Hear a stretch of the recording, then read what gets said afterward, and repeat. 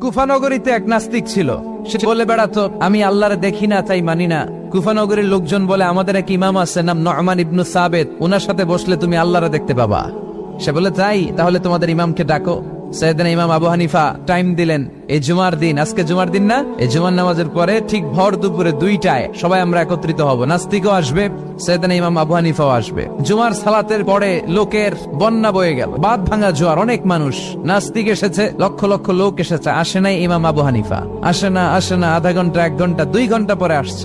নাস্তিক বলে, এই তোমাদের ইমাম যার কোনো সময়ের জ্ঞানই নাই, এর সাথে কিসের তর্ক? সাইয়েদনা ইমাম আবু হানিফা বলে, ইনদি উযর, আমার ওজর আছে। কি ওজর? সাইয়েদনা ইমাম আবু হানিফা বলেন, আমি ঘর থেকে বের হয়ে আসার পথে একটা নদী পার হয়ে আসতে হয়।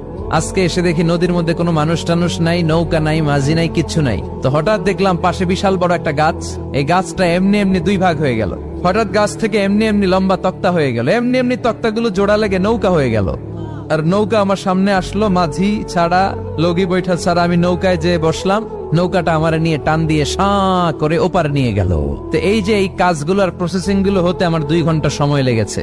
নাস্তিক কয়, তবে ইমাম গাঞ্জা খাইছে, মাথার তার ছিঁড়া গেছে, নাহলে কোনো সুস্থ মানুষ এ কথা বলতে পারে? এমনি এমনি নাকি গাছ ভেঙে তক্তা হয়, এমনি এমনি নাকি তক্তা লেগে নৌকা হয়, এমনি এমনি নাকি মাঝি ছাড়া নৌকা চলে? সাইয়েদনা ইমাম আবু হানিফা বললেন, এই তো আপনি লাইনে চলে আসছেন।